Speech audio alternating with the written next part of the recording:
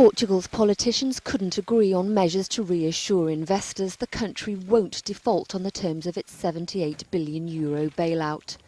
But after weeks of political uncertainty, the country's president did soothe their nerves. As the National Salvation Compromise was not possible to achieve, I consider that the best alternative solution is for the present government to remain in its functions, with reinforced guarantees of cohesion and solidity of the coalition until the end of its term.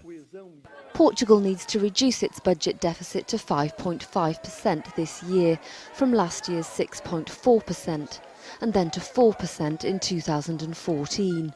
But the cuts have kept the country in recession, and that's caused friction on the streets and in the coalition government. Several ministers have resigned. President Silva's assurances there won't be a snap election helped bring down borrowing costs. 10-year bonds fell below 7%, but tensions in the centre-right government haven't been resolved.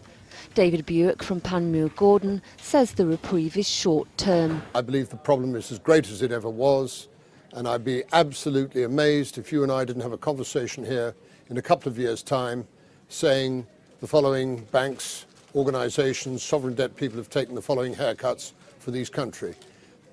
They simply cannot service debt and make repayments on time so long as night follows day. Lisbon has asked the troika of lenders to delay its review of the country's finances until early September.